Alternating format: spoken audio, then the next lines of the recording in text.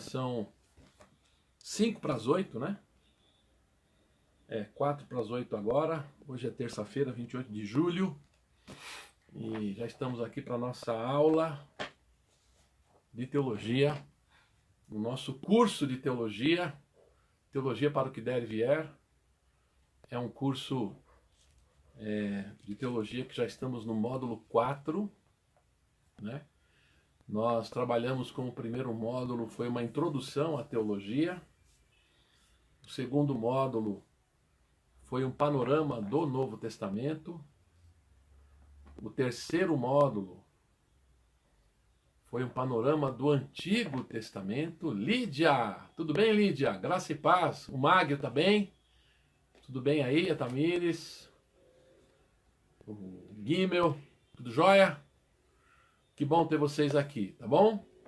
Que a graça e a paz do Senhor esteja com você.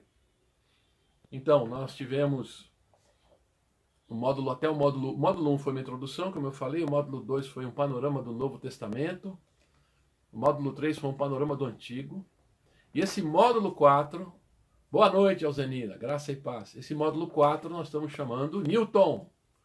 Boa noite, graça e paz. Estamos chamando de Vivendo Hoje a Esperança do Fim. E estamos falando de escatologia, últimas coisas, né? E o nosso título é proposital, Vivendo Hoje a Esperança do Fim. Quer dizer, não estamos querendo estudar apenas por curiosidade, né? Nós queremos buscar edificação para agora. O estudo da escatologia, que é da doutrina das últimas coisas, deve nos ajudar a viver melhor agora. Senão não faz sentido você estudar escatologia, tá? Se o estudo da escatologia não nos ajuda a viver melhor agora, então ele não é muito proveitoso. Passa a ser só um retalho de especulações e questões aí que chamam a atenção de muita gente. Daniela, muito bom dia. Daniela Rodrigues, né? Acaba ocupando o tempo de muita gente, mas não passa de curiosidade. Sensacionalistas sempre existiram, existem em todo lugar. Malucos tem em todo lugar, né? Eu estava vendo um programa hoje de manhã que aparece num dos canais pagos chamado Crenças e Cultos Extremos. Como tem grupos, né, nesse mundo estranhos pra caramba. Hoje eu vi um programa sobre a Igreja da Unificação, do Reverendo Moon. Não sei se vocês já ouviram falar, que já faleceu. Esse Reverendo Moon, para você ter uma ideia, ele falou que o mundo iria acabar em 2012. Né? Isso não aconteceu. E quem domina a igreja hoje é o filho dele. O filho dele é o grande líder dessa igreja, chamada Igreja da Unificação. E ultimamente o que está em evidência, né? Não sei se eles fazem isso para chamar a atenção, mas eles fizeram um culto da igreja com todo mundo portando uma arma, um rifle, todo mundo armado. E mesmo sem bala, mesmo sem a arma sem estar carregada, mas todo mundo carregando um rifle apontando para cima. Isso gerou um turbilhão de reações nos Estados Unidos. As pessoas perguntando para que fazer um culto assim, né? Então você tem uma ideia. Então tem grupos de tudo quanto é tipo por esse mundo afora e cheio de sensacionalismo, né? Porque nós estamos buscando aqui, sem querer desrespeitar ninguém no seu direito de entender a sua fé, nós estamos buscando sensibilidade, estamos buscando sensatez, né? Estamos buscando equilíbrio, estamos buscando firmeza. Nós começamos esse curso, esse módulo 4, falando das bases fundamentais, né? Foi o primeiro dia. Na verdade, o primeiro dia eu fui falando sobre quais eram os temas principais da escatologia. Aí no segundo dia eu falei das bases, o que está embaixo, assim. José Aparecido Muniz, você tá bom, queridão? Muito bem-vindo, viu? Falei das bases fundamentais, para depois falar de algumas passagens bíblicas que são chave, né? Falamos do Antigo Testamento, Isaías 65, Novos Céus e Nova Terra. Falamos das 70 semanas de Daniel. Falamos do discurso profético de Jesus, em Mateus 24, 25, Lucas 21 e Marcos 13. E falamos também já Ângela, graça e paz, Ângela. Isabel Muniz, tudo bem, Isabel? Adriane, tá bem? Adriane, Paulinho, tudo na paz? Então nós falamos sobre 1ª e 2ª Tessalonicenses, já foi uma pincelada, né? Claro que sempre sobram coisas para a gente continuar, depende das perguntas de vocês também, das anotações, tá legal? E hoje nós vamos falar sobre 2ª de Pedro, capítulo 3. Nosso grande tema hoje é o atraso da segunda vinda. Você não acha que está atrasado? Pois é, né? 2000 anos já. Estamos em 2020, depois de Cristo. Faz tempo, hein? Né? Então a gente vai ver a 2ª carta de Pedro já naquela época, hein? Já tinha gente reclamando que estava atrasado. Cadê a vinda de Jesus? Imagina agora, 2000 anos depois. Né? Alex, graça e paz. Então nós vamos tratar disso. Esse é o tema principal do capítulo 3 de 2ª de Pedro, embora eu vá falar de algumas outras coisas também. E vou fazer uma referência a Judas. Judas é o livrinho de Judas, tá? Aí a cartinha de Judas é logo antes do Apocalipse. E para deixar bem claro, tá? Esse Judas aí não é o Iscariotes, não. Esse Judas aí é o irmão de Jesus, é outro Judas, tá bom? Então, é importante a gente ter isso em mente, tá? Judas era um nome muito comum, como é José hoje, né? Então tinha vários Judas. Então o Judas Iscariotes é aquele que traiu Jesus. Esse Judas da cartinha aí é o irmão de Jesus, não é o Judas Iscariotes, tá? Nesse livrinho pequenininho, essa cartinha pequenininha aí é o penúltimo livro da Bíblia. É um livrinho pequeno e estranho pra caramba. A gente vai falar dele, tá? Josefa, graça e paz. Mas a gente só vai mencionar porque Judas, se você ler 2ª de Pedro inteira e Judas inteira, você vai perceber que são bem parecidas. Só que com ênfases diferentes, tá? A 2ª de Pedro 3 enfatiza isso que eu falei, o atraso da vinda de Jesus, mas Judas enfatiza outra coisa. Ele enfatiza a punição dos ímpios. Por que Deus demora em punir os ímpios? Embora ele vá falando quase coisas muito semelhantes. Se você ler, você vai perceber. Vera! Tudo bem, Vera? Tudo na paz aí? Então é isso, gente. Eu estou falando essas coisas aí até o pessoal entrar, né? Agora são 20 horas e 3 minutos. Nós vamos orar para começar a nossa aula. Só uma palavrinha sobre a minha mãe, né? Que eu tenho dito aos irmãos. Muito obrigado pelas orações. Obrigado pelo apoio que nós temos recebido dos irmãos. É um momento muito estranho para mim, né? E para nós aqui. Estive na médica agora, conversando, né? E estivemos fazendo visita, agora à tarde. Graças a Deus a gente vai poder ficar acompanhando lá. Uma pessoa vai poder ficar lá. Não dá para ficar permanente, mas nós temos uma certa liberdade agora de ter um acompanhante lá com ela. E meu pai vai poder ir amanhã cedo. Né? Vamos levar ele lá só para ele olhar e sair. Né? Disse, muito bom dia, Sônia. Mas a minha mãe está idosa, ela não está reagindo, ela não está sofrendo, não está com nenhum problema mais grave, mas também ao mesmo tempo não está evoluindo muito, né? E o que a médica disse para nós foi isso, ó, ela não reage porque o corpo dela já é de uma pessoa bem idosa e ela tem dificuldade para reagir. Então está na mão de Deus. Está nas mãos do Senhor a vida da minha mãe, nós estamos aí pedindo a Deus que cumpra os seus planos na vida dela. A gente não consegue, ela até responde um pouquinho, mas ela não está consciente, né? Ela está meio grogue, para os irmãos entenderem, ela fica grogue, né? Então a gente pergunta para ela, ela abre o olho, fica assim procurando, e a gente pergunta para ela se ela está bem, está com dor, ela fala não, mas ela não fala um não, bem parecendo pessoa que está dopada, né? Neto, tudo da paz aí, Neto? Fernando, tudo bem, Fernando? É o Zed, né, Zed? Graça e paz, viu, Zed? Que bom estar você com a gente aí. Então orem, por favor, por nós. Meu pai está aí com a gente aqui. Estão morando com a gente, os dois, né? Há algum tempo. Então estamos vivendo esse tempo e de uma forma ou de outra todo mundo acaba passando na vida, né? Então nós precisamos aprender. Né? A nossa preocupação principal é fazer o melhor. Tá? Fazer o que nós temos que fazer, não deixar de fazer aquilo que nós temos que fazer, né? Para demonstrar amor, carinho, demonstrar o cuidado que a gente tem com ela, respeitando a vida, que é um dom de Deus sempre, desejando o melhor para ela, mas fazer o que a gente tem que fazer. A gente sabe que ela está idosa, mas a gente precisa fazer o que a gente tem que fazer, não negligenciar isso. Nós temos que aprender isso, né? Fazer é um desafio para nós, tá bom? Então quero vocês orem muito pela minha esposa, Nirleide, ela está se desdobrando, gente, aqui com as coisas da casa, meu pai morando aqui, ela vai comigo lá na visita, ela faz questão de conversar, ela vai, entendeu? Ela ajuda demais. Então eu quero agradecer muito pela vida dela.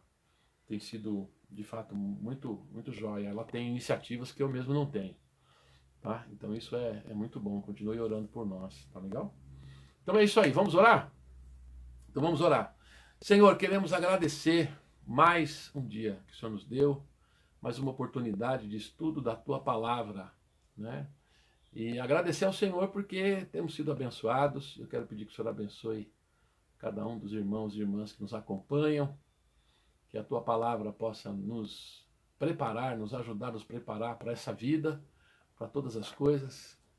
E que hoje, Senhor, especialmente nesse estudo desta segunda carta de Pedro, possamos aprender também a ouvir Tua voz e entender como essa esperança do fim alimenta a nossa fé hoje, como melhora a nossa vida hoje. Nós precisamos, Senhor, da Tua misericórdia, da ação do Teu Espírito sobre nós. Eu lembro da minha mãe, agradeço ao Senhor por tudo. Em nome de Jesus é que nós oramos. Amém. Amém. Bom, gente, espero que vocês estejam recebendo bem aí os textos, tá? O Neto está distribuindo direto aí, por meio do link.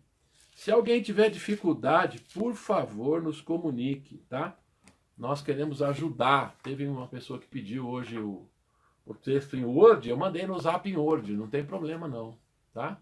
Quem tem preferência, o Newton também está com a gente. Tá, uma benção, Newton. Muito bom, viu? Então, obrigado também para o Neto aí. O Neto está se dispondo muito a nos ajudar. Estão me ajudando. O Alex me liga de vez em quando para dar umas dicas do que fazer, o que não fazer aí nos da internet. Muito obrigado, viu, pela ajuda dos irmãos. É muito precioso a gente perceber a preocupação em ajudar. Isso incentiva a gente, tá bom? Mas isso aqui eu não largo mais não, gente. Isso aqui agora já vai... Vou começar a fazer publicação. Eu só estou nesse momento com a minha mãe aqui. Algumas coisas a gente até pensa em fazer, não consegue fazer. Mas a gente pretende manter mensagens sempre aí nas redes sociais. A gente quer trabalhar com isso e ver se nós podemos de alguma forma contribuir para abençoar as pessoas, para evangelização, para abençoar os irmãos, enfim, né? Nessa caminhada aí, tá bom? Então, muito bem. Nosso texto de hoje é 2 de Pedro, capítulo 3. Mas, entretanto, porém, contudo, eu vou mencionar também ao final a cartinha de Judas. Vou mencionar, inclusive, algumas coisas. A cartinha de Judas ela é pequena e muito estranha, tá? Você vai perceber quando chegar lá. Mas eu vou deixar esse estranho mais para o final, tá bom? Paulinho, tudo na paz? Silas! Tudo bem, Silas? Pois é. Então, como essas duas cartas são muito próximas, se você ler, como eu falei agora há pouco, só ler 2 de Pedro inteira, tá? E ler Judas, você vai perceber que tem coisas bem semelhantes, tá bom? Por isso que eu vou mencionar Judas, mas a ênfase realmente é diferente. Em 2 de Pedro, especialmente capítulo 3, a ênfase é o atraso, ou o suposto atraso, da vinda de Jesus. E em Judas, a ênfase é por que Deus não pune logo o mal, né? Por que demora para punir o mal? Neuzinha, tudo na paz, Neuzinha? Graça e paz. Espero que você esteja orando por mim, hein? Tá bom? Sempre. Eu dependo das orações dos irmãos e irmãs. Então vamos lá. 2 de Pedro, capítulo 3. Claro, eu vou ler, tá? Na verdade, o texto que nós vamos ler hoje, ocupar hoje, vai até o versículo 14, tá? Tem mais coisas aqui que poderiam ser mencionadas nessa segunda carta. Tem muitas lições importantes aqui, muitos temas importantes. Inclusive, no começo da carta, ele fala também sobre esse tempo do fim, mas eu quero me concentrar nesse capítulo 3, de 1 a 14, porque é onde está o miolo do negócio, né? Então é aqui que nós vamos falar, e você vai perceber que a ênfase diferente que está aqui em relação aos outros textos que nós lemos é essa história do atraso. Está demorando demais, né? Essa vinda de Jesus. Vamos ler então? 2 de Pedro, capítulo 3, versos 1 a 14. Você pode acompanhar aí na sua Bíblia, em papel, no seu celular, onde você quiser. Você sabe, eu estou lendo a Nova Almeida Atualizada, que é uma tradução bem recente e também, ao mesmo tempo, muito parecida com aquela tradicional João Ferreira de Almeida, embora não tenha mais o vós, o tu, né? Só tem agora o você, né? Então é isso, tá legal? Então é capítulo 3 de 2 de Pedro, capítulo 3, versículos 1 a 14. Diz assim: Amados, esta é agora a segunda carta que escrevo a vocês. Em ambas, procuro, com lembranças, despertar a mente esclarecida de vocês, para que se lembrem das palavras que anteriormente foram ditas pelos santos profetas e também se lembrem do mandamento do Senhor e Salvador, que os apóstolos de vocês lhes ensinaram. Antes de tudo, saibam que, nos últimos dias, virão escarnecedores com as suas zombarias, andando segundo suas próprias paixões, e dizendo: onde está a promessa da sua vinda? Tudo bem, Homero, Elisângela, graça e paz do Senhor, bem-vindos, né? Onde está a promessa da sua vinda? Porque desde que os pais morreram, todas as coisas permanecem como desde o princípio da criação. Versículo 5.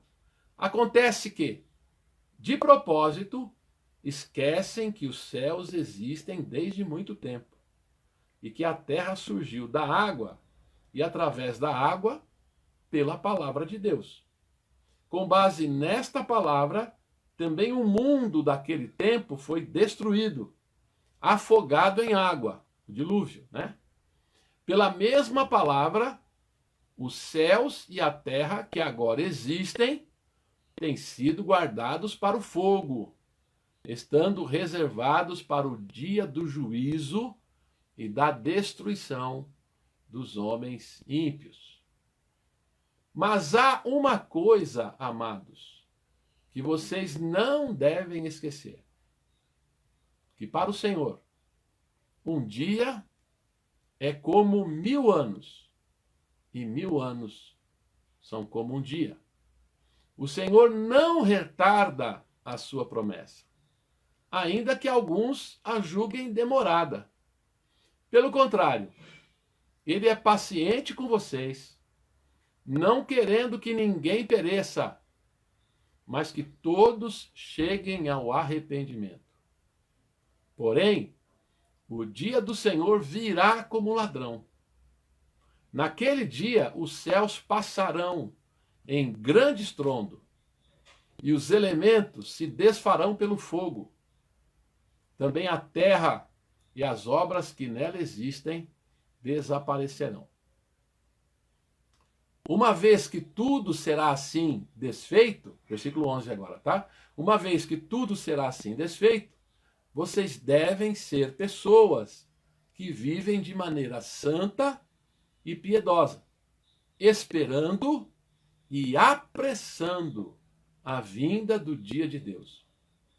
Por causa desse dia, os céus incendiados serão desfeitos, e os elementos se derreterão pelo calor. Nós, porém, segundo a promessa de Deus, esperamos novos céus e nova terra, nos quais habita justiça. Por essa razão, amados, esperando estas coisas, esforcem-se para que Deus os encontre sem mácula, sem culpa e em paz. Amém. Deus abençoe a sua palavra. Dá uma licencinha que eu vou desligar um telefone que está aqui. Provavelmente vai nos perturbar, tá? Só um minutinho.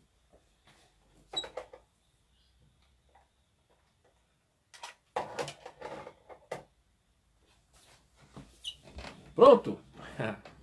Senão ele vai ficar tocando aí daqui a pouquinho e vai nos perturbar. É um telefone fixo que tem aqui nessa sala. Aí a leitura do texto. Pela leitura, eu acho que você já percebeu, né, que a ênfase é essa que nós estamos falando, é a questão do atraso. E nós vamos estar acompanhando, eu vou fazer isso, né, o meu método aqui é fazendo comentários acompanhando a sequência do texto, para ficar mais fácil. Eu penso que é mais fácil. Eu tenho falado muito disso, né, da gente sempre ler o texto dentro de um enredo, dentro de uma lógica. Então, esse costume de versículos isolados Às vezes você tem que trabalhar assim, não tem jeito, mas eu resisto muito a isso. Porque o povo evangélico hoje acostumou-se muito a isso, né? A fazer da Bíblia uma metralhadora de Jesus, né? É versículo para tá metralhando o versículo de qualquer lugar, mas tudo desconexo. Às vezes é feita uma junção artificial, frequentemente, de um versículo aqui, um versículo lá, um versículo colar. Muitas vezes, inclusive, versículo que não tem nada a ver um com o outro. E que, inclusive, acabam nesse ajuntamento, né, nessa colagem, nessa metralhadora aí, acaba surgindo coisas muito estranhas ao que realmente o texto está dizendo. Então, por isso eu quero seguir com vocês na sequência do texto, tá bom? É uma forma também da gente trabalhar. E é importante a gente aprender a ler a Bíblia assim, né? Não que você lê um versículo ou outro, que Deus não fala com você. Fala assim, tá? Só que a gente precisa lembrar como a Bíblia é. Ela é assim. Ela é um conjunto de livros que tem começo, meio e fim. Então não dá para ser de outra forma, tá? A Bíblia não é um conjunto de versículos isolados, de ditos independentes, assim, todos falados em carreira, né? A Bíblia não é isso. A Bíblia tem narrativa, tem começo, meio e fim, tem história, tem carta, a carta tem começo, tem fim, tem meio. E isso tem que ser respeitado, senão a gente entende tudo errado. Então, isso é muito importante, tá bom? Bom, logo no início, o que fica bem evidente nos primeiros 2 versículos aí, é que Pedro está na mesma linha das passagens que nós temos lido, né? Qual é a linha? Fica claro que nós temos enfatizado aqui no curso. Não interessa falar desses assuntos só para atender curiosidade. Tá? Zuíla, graça e paz. A grande motivação dessas passagens é, na verdade, o fortalecimento da fé. Como está aqui, ó, no versículo 1, né, e 2. Amados, esta é agora a segunda carta que escrevo a vocês.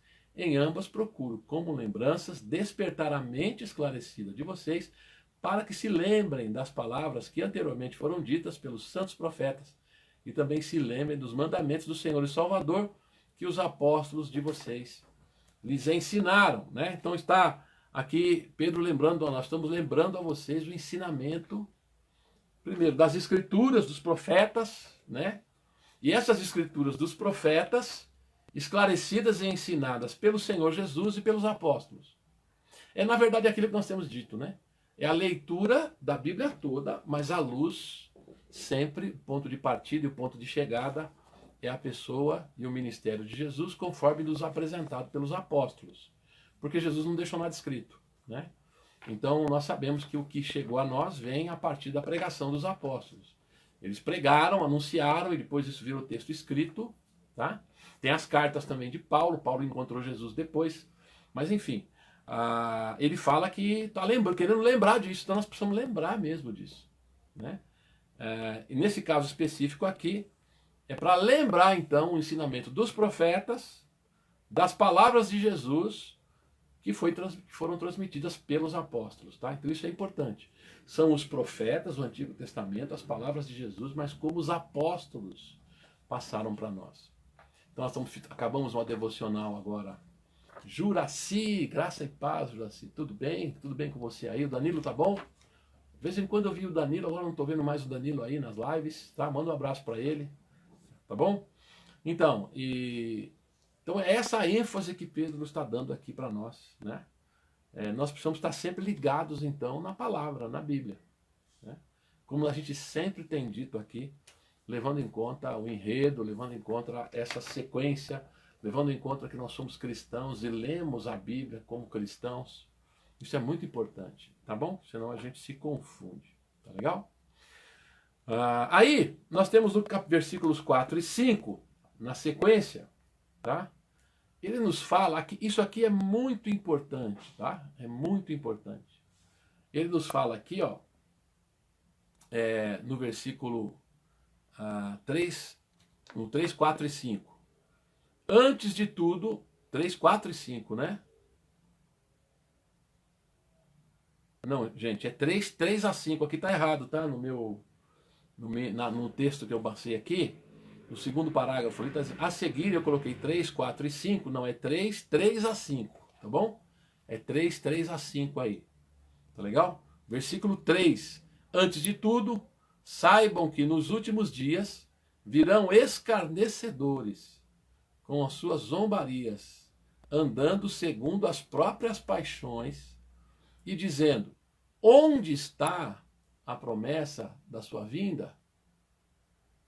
Porque desde que os pais morreram, todas as coisas permanecem como desde o princípio da criação. Tá bom? Então, aqui eu preciso destacar o seguinte: quando Pedro fala aqui, saibam que nos últimos dias virão, ele não está pensando num futuro lá longe, tá? Isso aqui é importante. O Novo Testamento todo não tem essa ideia de um futuro distante. O dia do Senhor, ou os últimos dias, para eles, já era o tempo deles. Isso está no Novo Testamento todo. O Novo Testamento não fala de gerações futuras. Daqui... Eu costumo dizer, quando eu dou aula sobre isso, eu falo: o Novo Testamento não tem memória. Por exemplo, quando você pega o Êxodo, é a ilustração, uma das boas ilustrações que a gente pode usar para explicar isso. Quando a gente pega o livro do Êxodo, você tem lá a instituição da Páscoa, né? Deus manda, através de Moisés, que o povo passe a celebrar a partir dali a Páscoa. A Páscoa é a celebração da libertação de Israel da escravidão do Egito. É o Êxodo, a saída do Egito, e a libertação do Egito. A Páscoa é a celebração dessa libertação.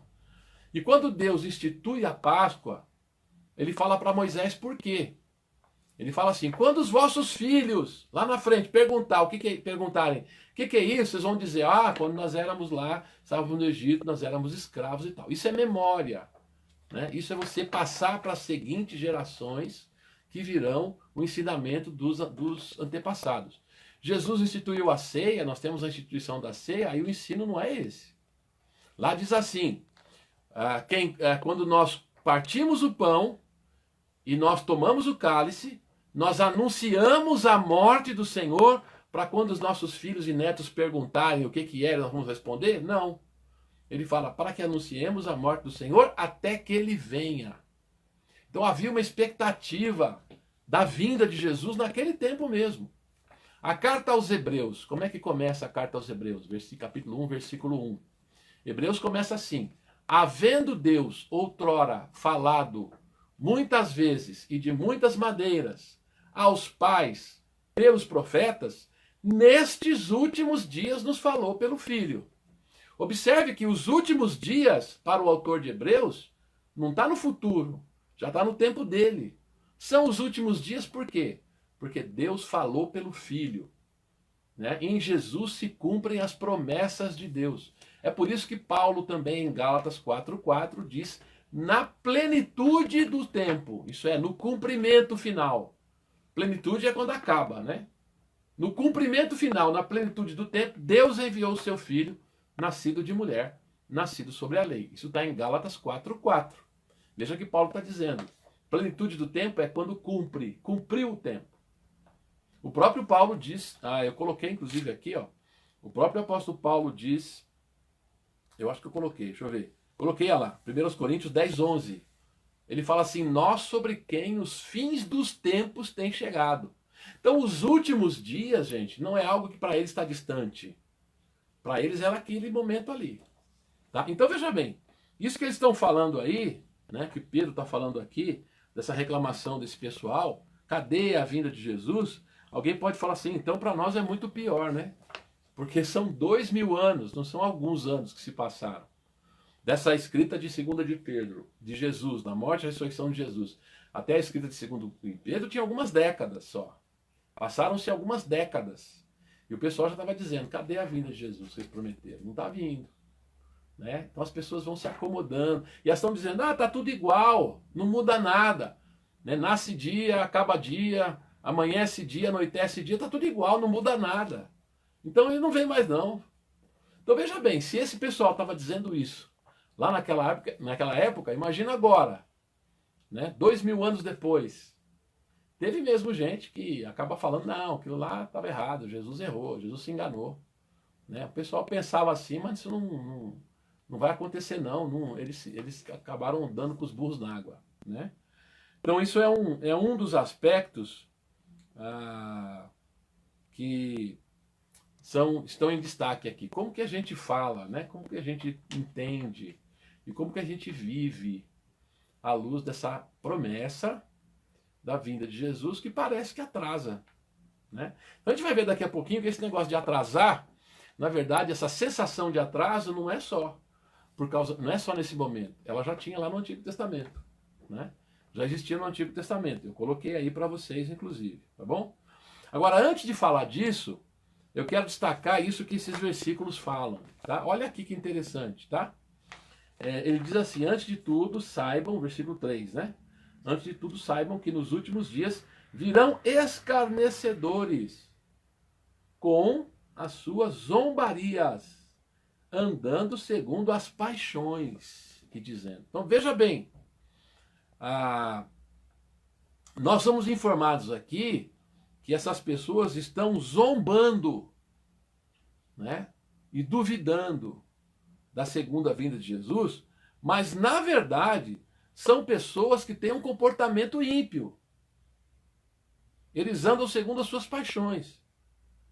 Então isso é muito importante, porque não é o caso de uma pessoa que tem uma dúvida sincera. Não é isso. Tá? Não é esse o caso aqui. Ele está falando de pessoas que, na verdade, não querem, não têm interesse em nada diferente, porque estão contentes, desfrutando dessa vida, vivendo os prazeres dessa vida. São pessoas que estão, na verdade, atrás daquilo que essa vida pode oferecer. Se uma pessoa vive o tempo todo atrás disso, então, meu amigo, realmente fica complicado imaginar uma outra vida, né? Se você não se prepara para outra vida, então para que você vai esperar por ela? Não faz sentido, né? Agora, o nosso desafio é viver aqui, nos preparar aqui para continuar. Aqui Pedro está falando de alguém que está contente com o que ele vê aqui. Ele desfruta das paixões, dos desejos, como está falando aqui, né? São pessoas que, na verdade, têm um comportamento ímpio e têm prazer em viver no erro. Isso é destacado, gente, em vários momentos. Você lembra que lá em 2 Tessalonicenses vai ser enganado pelo homem do pecado, lembra? São aquelas pessoas que não querem a verdade. Ele diz lá, nós vimos na aula passada, né? São aquelas pessoas que não querem obedecer, que não querem a verdade, são essas pessoas que serão enganadas. Então veja bem, o que está em destaque aqui não é dúvida. Não é aquela situação de uma pessoa que sinceramente tem uma dúvida. Às vezes a gente tem dúvida. A dúvida pode ser sincera. Você tem isso em alguns momentos na vida de Jesus, né? Algumas pessoas manifestaram isso. Nicodemos, por exemplo, ficou meio assim. Mas Nicodemos não foi rejeitado por Jesus, né? Jesus não rejeitou Nicodemos. Jesus rejeitou os fariseus que queriam colocar em Jesus em dificuldade, não porque eles tinham dúvidas sinceras, mas porque eles queriam garantir os interesses deles. Na verdade, a preocupação deles era uma preocupação falsa.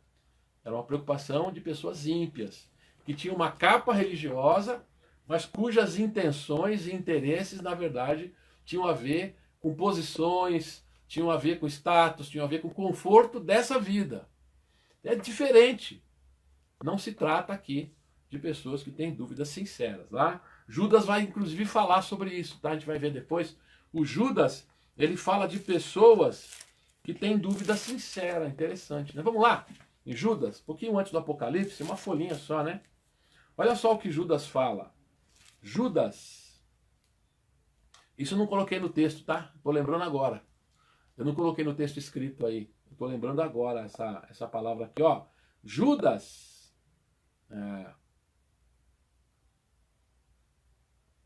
Eu quero ler com vocês aqui. Judas só tem um capítulo, né? Então eu vou falar do versículo, tá? Então olha só. O Judas vai falar disso. Ele vai falar desses também que andam segundo as suas paixões. Ele vai criticar os falsos mestres, tá? Que andam segundo as suas paixões. Tá legal? Mas olha o que ele fala a partir do verso 20. Versículo 20. É um capítulo só, Judas, tá? Versículo 20. Mas vocês, meus amados, edificando-se na fé santíssima que vocês têm, orando no Espírito Santo, mantenham-se no amor de Deus, esperando a misericórdia do nosso Senhor Jesus Cristo, que conduz para a vida eterna. E tenham compaixão de alguns que estão em dúvida. Versículo 22. Né? Salvem outros, arrebatando-os do fogo. Quanto a outros, sejam também compassivos, mas com temor, detestando até a roupa contaminada pela carne. Olha só, então ele está falando aqui de ter compaixão dos que têm dúvida. Não está falando. Então, o que Pedro está falando aqui são de pessoas, essas pessoas da zombaria, são pessoas que, na verdade, têm interesses nessa vida. Né? São pessoas que zombam porque eles querem continuar nos privilégios dessa vida e querem viver para essa vida. Todos os seus interesses, todos os seus empreendimentos, todas as suas energias estão voltadas para as coisas dessa vida. Então essas pessoas zombam. Tá? Então isso precisa ficar bem claro. Não se trata de pessoas que têm dúvidas sinceras. Há dúvidas que são sinceras. Às vezes nós conseguimos ajudar pessoas que têm dúvidas sinceras. Às vezes há dúvidas que estão aí e elas vão continuar. Né? Tem coisas que a gente não sabe. A gente não tem, como eu falei a vocês já, nessa história de como vai ser o outro lado, como que é a outra vida, como vai ser exatamente esse fim, tem muita coisa que a gente não sabe, tá bom? Então a gente tem dúvida. Então eu nem estou entrando muito aqui. Depois estou até esperando que vocês perguntem, né? Eu não quis levantar aqui para não confundir, né? Eu queria deixar vocês aí manifestarem as dúvidas, porque senão fica aquela confusão, né? Fica uma coisa. Então a gente está tentando trabalhar com o mais claro para depois ir mostrando que tem alguns pontos polêmicos e tal. Mas veja essa ênfase de Pedro, tá? Quem é que está questionando o atraso, dizendo que está atrasando? São as pessoas que querem zombar, na verdade, porque elas têm outros interesses, tá bom? Então isso é muito importante a gente perceber nesses versículos aí, tá bom? Agora, tem uma outra coisa que é importante também a gente notar, que eu falei para vocês, o Novo Testamento todo, como um todo, não tem projeção de futuro muito longe, tá? Não tem mesmo, isso é verdade. Você não vai encontrar lá nada falando sobre futuras gerações. Por quê? Eles tinham uma expectativa, eles não marcaram data, tá? Se tivessem marcado data, tinha errado. E eu já falei para vocês sobre aquela história, já passamos por aquela passagem de Jesus, né? E não passará essa geração sem que tudo isso aconteça, né? Porém, nós lembramos que Jesus falou, junto com isso, falou da destruição de Jerusalém, que aconteceu no ano 70. Portanto, aconteceu naquela geração, embora não tenha acontecido tudo, né, naquela geração. Além do mais, também pessoas visualizaram o reino de Deus antecipadamente, como aqueles discípulos que subiram com Jesus no Monte da Transfiguração. Então, alguns foram para o céu, fizeram uma viagem para o céu antecipada, né? O céu, a ida para o céu não acontece só no futuro, acontece agora. Né? É isso que você vê no Novo Testamento. Não só os discípulos foram levados ao monte e viram Jesus transfigurado, mas o próprio Paulo foi arrebatado até o céu, né? Até o terceiro céu. Então você tem essas experiências lá. Então eles experimentaram uma visão do reino de Deus antecipadamente, antes da consumação final. Então eles viram o reino de Deus de uma certa forma cumprido, mas eles viram como uma visão antecipada, ou Paulo um arrebatamento antecipado. João também. João foi arrebatado para ter aquelas visões do Apocalipse, tá? Então isso é importante. Mas é interessante também que essa ideia de que o dia do Senhor está perto, vai acontecer logo, não foram os apóstolos que criaram. Na verdade, essa ideia está aqui no penúltimo parágrafo da página 2, no último parágrafo da página 2, aliás, né? Essa ideia já vem dos profetas. Olha só, eu estou colocando aqui, é preciso reforçar que o conceito do dia do Senhor, de que o dia do Senhor está perto, vem dos profetas. Eu estou citando aqui, ó, Isaías 13,6 fala que o dia do Senhor está perto, Joel 1,15, Joel 2,1, Joel 3,14 fala que o dia do Senhor está perto, Sofonias 1,7, 1,14 fala que o dia do Senhor está perto. Pode conferir lá, esses profetas. O que é interessante é que esses profetas viveram séculos antes de Cristo. Né? Séculos antes de Cristo. Alguns deles viveram 400 anos ou mais. O Joel talvez esteja perto aí dos 400 antes de Cristo, mas Isaías está bem antes, está 700 anos antes de Cristo. E eles falam que o dia do Senhor está perto. Né? Então, nem por isso as profecias desses profetas foram consideradas como falha. Os judeus não consideraram assim. Então a coisa não é matemática, né? Não é baseado no absoluto. Mas por que eles falam do dia do Senhor perto?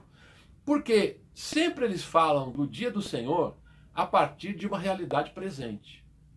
Por exemplo, Joel fala do dia do Senhor a partir da praga dos gafanhotos. Isaías fala do dia do Senhor a partir da guerra sírio-efraimita. Tá? Então, liga o presente com o futuro, mas não deixa claro o que é presente e o que é futuro. Fica misturado, tá bom? Então isso é muito comum. Na verdade, o Novo Testamento não sai dessa linha, embora, de fato, o Novo Testamento não tenha nenhuma previsão da história da igreja futura, desses 2000 anos. Isso não tem no Novo Testamento. A não ser o que nós vamos ver aqui, a comparação que Pedro faz, que é muito interessante, tá bom? Portanto, como eu já mencionei, né, aqui na página 3, fica claro que a dúvida, as pessoas que estão questionando aqui a vinda de Jesus, que está demorando, que está atrasado, não estão fazendo isso por uma dúvida sincera, estão fazendo isso por zombaria, né? Essas pessoas não querem, na verdade, que Cristo volte, porque vai estragar a festa delas, né?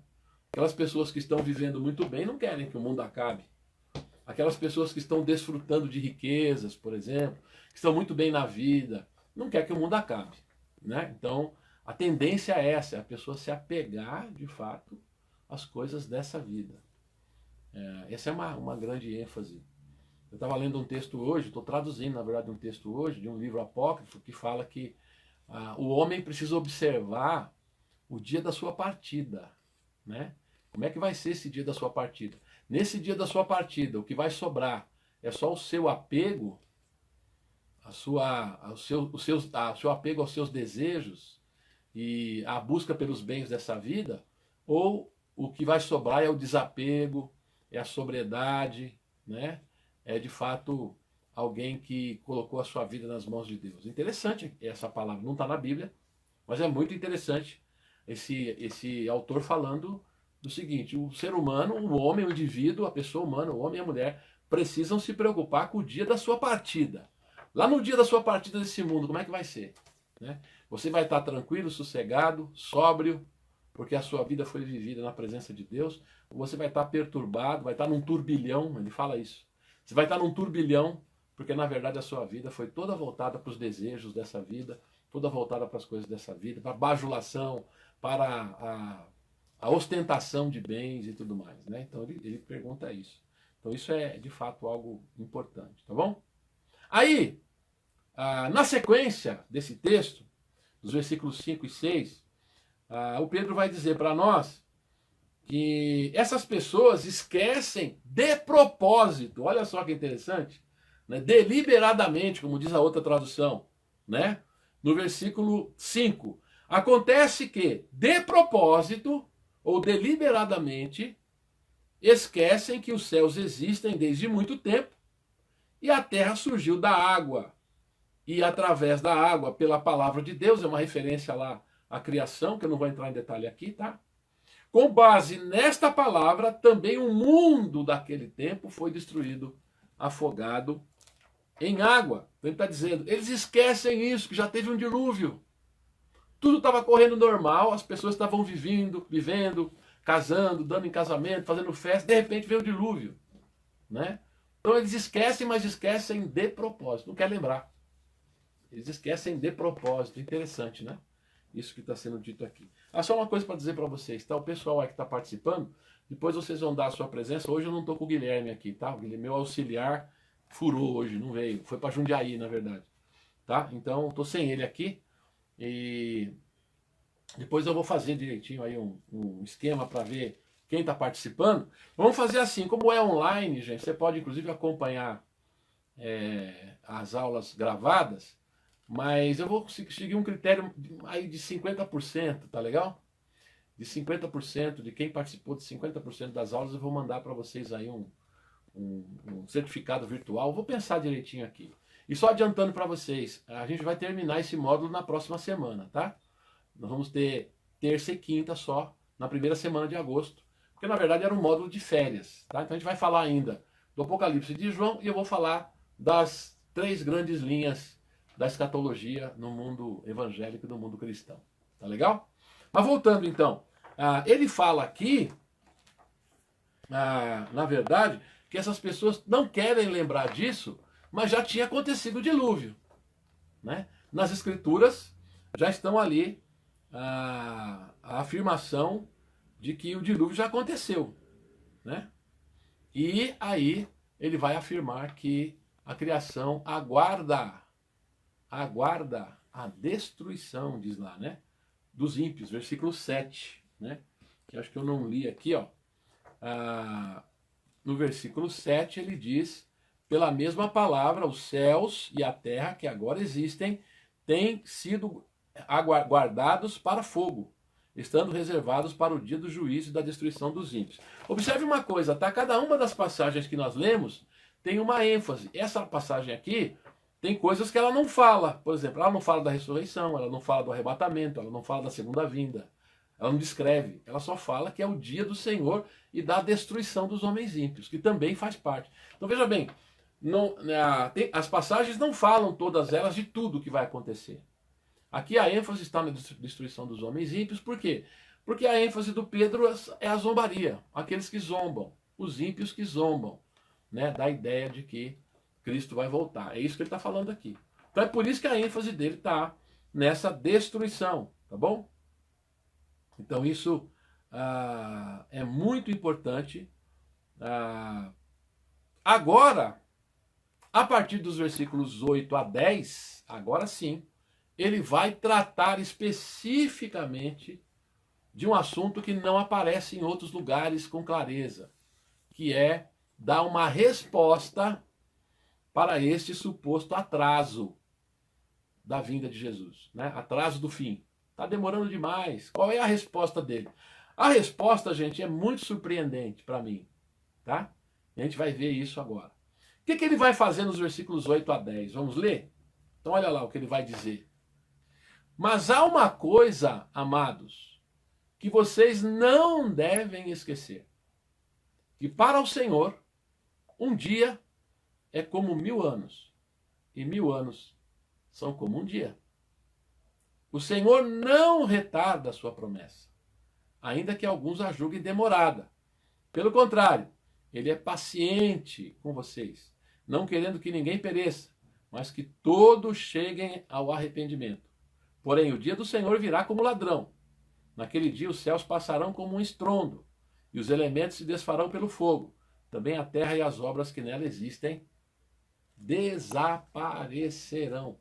Então, olha só, gente, chegamos aqui ao ponto central da questão, né? Qual é a resposta que Pedro dá para o problema do atraso? Ele está dizendo aí, primeira coisa é que ele cita o Salmo 90, versículo 4. Para Deus, um dia é como 1000 anos e 1000 anos é como um dia, tá? Então, gente, a Cláudia, o Daniel tá com a gente também, a Silvana, já falei de todo mundo, né? O tempo para Deus é diferente do tempo para nós. Nós somos finitos, Deus é eterno, certo? Então, o que acontece? A sensação do atraso ocorre, na verdade, porque para nós que somos finitos, o tempo passa de modo diferente do que para Deus. É isso que ele está falando. Para Deus, um dia é como 1000 anos, 1000 anos é como um dia. Na verdade, o tempo para nós é até relativo, né? Por quê? Eu não sei se você já teve essa sensação, mas eu já tive. Imagino que você também. Quando a gente está fazendo alguma coisa que a gente gosta muito, parece que o tempo passa logo. Mas quando você está fazendo alguma coisa que você tem que fazer, mas você não gosta de fazer, aí o tempo demora. Não é assim? Você tem essa experiência também? Quando eu estou fazendo um negócio que eu gosto muito, parece que acaba logo. Né? Você está fazendo alguma coisa, né? Quando você é criança é muito assim, né? Você está brincando, tal, você está fazendo um negócio legal, nossa! Passa o dia, você nem vê, você fala, puxa, já acabou o dia. Mas quando você está fazendo um negócio que você não gosta, aí parece uma eternidade, não é? Então a nossa sensação em relação à passagem do tempo é diferente para nós mesmos, né? Por exemplo, tem um pessoal que até brinca, fala muito sobre isso, na verdade, tá? O pessoal fala, hoje o tempo passa muito rápido. Hoje o tempo passa muito rápido, está passando mais rápido. Na verdade não é. é que quando a gente é criança, a sensação em relação à passagem do tempo é diferente de quando você fica adulto. Quando você fica adulto, você vai percebendo melhor a realidade e também vai chegando mais perto do fim, né? Então, automaticamente, o seu corpo vai tentando retardar o tempo, mas não consegue, né? Então, o que que ocorre? A sensação é diferente. Uma criança tem a sensação de passagem do tempo diferente de um adulto. Isso é um assunto para psicólogos aí, né? Para o pessoal que é especialista, mas eu estou falando aqui empiricamente, da minha experiência, né? Eu lembro disso quando eu era criança, eu gostava muito do Natal porque ganhava presente. E do meu aniversário também. Só que o meu aniversário é 27 de novembro. Então é perto do final do ano. Para mim, o final do ano era especial. O final do ano também era aniversário da minha irmã, que era 21 de dezembro, né? Então a gente tinha Natal, tinha Ano Novo, tinha o meu aniversário, tinha o aniversário da minha irmã, então tinha bolo também, né? Então o final de ano para mim era especial. Só que demorava, quando chegava janeiro eu falava, ih, até chegar meu aniversário, até chegar o final do ano, demorava demais para chegar, né? Demorava demais. Hoje não, você comemora o Natal, daqui a pouquinho você já está no outro. É a sensação que a gente tem que é diferente.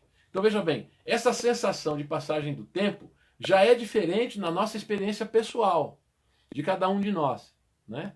Inclusive é essa que eu falei, de você ter aquela sensação que está fazendo alguma coisa que você gosta, passa logo, está fazendo alguma coisa que você é obrigado a fazer, mas não gosta muito, demora mais. É uma sensação que a gente tem. Além disso, aqui o que ele está falando é que o tempo para Deus e o tempo para nós aí é muito mais diferente, né? Pelo simples fato de que Deus é eterno. O Salmo 90 começa dizendo, de eternidade a eternidade tu és Deus. O Salmo 90, gente, está comparando a eternidade de Deus com a vida humana. Aí, comparado com a eternidade de Deus, a nossa vida é um sopro, né? Não é nada, porque Deus é eterno. Então é isso que ele está falando. Por isso que ele lamenta lá. Ele fala, ó, a vida de um homem chega a 70 anos, o que passar disso é canseiro e enfado. Por quê? Está comparando com a eternidade de Deus. Aí não tem jeito, né? Aí a gente vai ficar em desvantagem mesmo. Então é o que o Pedro está fazendo. Ele pega isso e fala, ó, não se esqueça de que para Deus, um dia, está caindo a minha Bíblia aqui toda hora. Outra Bíblia que eu trouxe aqui. Para Deus, um dia é como 1000 anos. E 1000 anos é como um dia. Então ele já nos alertou aqui. Cuidado. O tempo para Deus é diferente, não é igual, tá? Esta sensação me faz lembrar o que ele fala aqui, o Abacuque. Porque lá no profeta Abacuque, capítulo 2, ele fala para o Abacuque, ó Abacuque, vai se cumprir, a palavra vai se cumprir. E aí tem uma declaração interessante. Ele fala assim, se tardar, espera, porque não tardará, certamente virá. Isso é, Abacuque, você vai ter uma sensação de que está demorando. Aliás, o Abacuque já estava vivendo essa sensação. Porque se você lê o comecinho lá, o capítulo 1, o Abacuque está reclamando que só tem impiedade, maldade em Israel e parece que Deus não faz nada, né? A primeira coisa que Deus diz para ele é, Abacuque, não esquenta não, que se está ruim vai ficar pior. Porque os caldeus virão e vão atacar Israel. Leia lá Abacuque que você vai ver. E depois no capítulo 2, quando o Abacuque sobe numa torre, que quer que Deus fale com ele, Deus fala com ele. E fala para ele que vai acontecer, a visão vai acontecer. Porém, se tardar, espera, porque não tardará, certamente virá. Abacuque, você vai ter uma sensação de que está atrasado. Mas espera, porque não vai ficar atrasado. Vai vir no tempo certo, né? Virá. E aí nós temos aquele final maravilhoso de Abacuque, né? No capítulo 3. Ainda que a figueira não floresça, ainda que não haja fruto na videira, e ainda que isso, aquilo outro, todavia eu me alegrarei no Senhor. Aleluia, né? Então Abacuque está dizendo, mesmo que eu não tenha evidência visível, eu vou me alegrar no Senhor. Então olha só, Pedro está dizendo de uma certa forma algo semelhante. A nossa sensação de atraso vai acontecer mesmo, porque a nossa visão do tempo é diferente. Para Deus, que é eterno, para ele um dia é como 1000 anos. 1000 anos é como um dia, né? Isso para mim já é uma resposta impressionante, tá bom? Mas vai ficar mais surpreendente ainda. Porque olha o versículo 9, você percebeu? O versículo 9 é uma resposta interessantíssima. Ele fala assim, no verso 9: o Senhor não retarda a sua promessa, ainda que alguns a julguem demorada. Pelo contrário, ele é paciente com vocês, não querendo que ninguém pereça, mas que todos cheguem ao arrependimento. Olha só, Pedro está dizendo, olha, isso aí, esse atraso de Deus, você deve entender como algo relativo à paciência e misericórdia de Deus. Porque se você acha que está atrasado, mais gente está tendo chance, né, de encontrar salvação, né? Encontrar arrependimento, diz aí o texto, e encontrar salvação. Olha só, a resposta de Pedro não é uma resposta intelectual fria, é uma resposta pastoral. Por que está atrasado? Você tem que lembrar disso. Tem muita gente ainda vivendo nesse mundo que pode se arrepender, crer, ter sua vida mudada, transformada. Então olhe dessa expectativa. Olhe dessa perspectiva. A oportunidade a mais que surge para pessoas, né? Elisângela, tudo bem? Você, a Wanda, graças a Deus, estamos aqui, graças a Deus. Deus abençoe vocês, viu? Um grande privilégio ter todos vocês aqui com a gente. Muito bom mesmo, tá? Então, a resposta aqui é bem pastoral, é bem voltada para isso. Olha, encare esse atraso como uma possibilidade. Eu sei que fica uma pergunta aí, né? Pô, mas então quer dizer que Deus vai atrasar cada... Porque se for assim, Deus vai esperar todo mundo se converter? Não, não é isso. É claro que Deus tem o tempo certo. Deus tem os seus tempos e suas épocas, né? Deus tem um tempo determinado para todas as coisas. Mas ao mesmo tempo que Deus tem um tempo determinado para todas as coisas, isso convive, né, com essa ideia da paciência e da misericórdia de Deus, que até muda a sua agenda para abençoar alguém. É como aquela mulher cirofenícia, né? Que se apresentou a Jesus porque sua filha estava endemoniada. E o que Jesus fala para ela? Primeiro, um silêncio, não fala nada. Depois, quando ela insiste, Jesus fala, eu não vim senão as ovelhas perdidas da casa de Israel. E a mulher continuou insistindo. Aí Jesus fala, ó, não dá para pegar o pão dos filhos e dar para os cachorrinhos. A mulher diz, mas os cachorrinhos comem das migalhas que caem na mesa. E Jesus diz, ó mulher, grande é a tua fé. Seja como você quer. Então isso muda a agenda de Jesus. Né? Ele está dizendo, ó, eu vim, não é hora, não é momento para você, mulher. Né? Um momento para você é lá na frente. A mulher fala, não, mas eu preciso agora. E Jesus atende. Eu acho isso impressionante. Né? Deus é soberano, tem uma agenda, mas ele se deixa influenciar, né, pelas pessoas que têm o coração aberto. Não foi o que aconteceu? É exatamente, o Neto. Os dias vão ser abreviados no fim dos tempos. Nós vimos isso. Lembra que nós vimos a grande tribulação? Deus vai abreviar os tempos para que os escolhidos não sejam enganados, né? Porque se ele não abreviasse, nem os escolhidos seriam salvos. Isso é a grande tribulação lá, que nós já estudamos. É verdade, né? Então ali é outra coisa. É Deus abreviando o tempo da grande tribulação para que as pessoas, os escolhidos de Deus, não se percam também. Isso está lá na grande tribulação. Então ele está falando de abreviar aquele tempo da grande tribulação, tá? Então lembra disso, não se esqueça disso. Então veja como essas coisas convivem, né? Por que Deus vai abreviar o tempo da grande tribulação? Para abençoar os seus escolhidos. Por que Deus aparentemente atrasa o fim? Para abençoar as pessoas. Ai, não é tremendo isso? Isso é maravilhoso, né? Deus está, de certa forma, aí nós não sabemos os detalhes disso. Ah, pastor, mas isso aí quer dizer então que... Eu coloquei aqui, né? Se você levar isso aqui em termos absolutos, então a vinda de Jesus está dependendo da igreja. A igreja tem que pregar, as pessoas têm que se arrepender para depois Jesus voltar. A gente fica perguntando, bom, então não tem uma data marcada? Né? Se tem uma data marcada, pode ser adiada. Não, não é isso. Em nenhum momento a Bíblia diz isso em sentido absoluto. A ideia aqui é a gente lembrar da misericórdia de Deus, né? Ok? Da misericórdia de Deus. É lembrar disso, tá legal? Então isso é muito importante, tá legal? Ficou claro, Neto, o que eu falei? Você está falando aí dos dias abreviados, eu acho que está se referindo à grande tribulação, né? Então é lá de Mateus 24, quando ele fala da grande tribulação. Aí ele fala que aquele período vai ser abreviado para abençoar os justos, né? Os que são de Deus, os escolhidos, para que eles não se percam. Então é interessante como lá também é um motivo pastoral. Deus abrevia o tempo para proteger aqueles que são seus. Então veja como essa questão de tempo não é tratado matematicamente, friamente, né? Mas é tratado dessa perspectiva que eu chamo de pastoral. Esse é o uso que se faz, né, dessa passagem. E aí, aqui ele vai concluir esses versículos repetindo aquela história da comparação com o ladrão, né? O dia do Senhor vem como ladrão, isso nós já vimos aqui no versículo 10. Porém, o dia do Senhor virá como ladrão, nós já falamos sobre isso.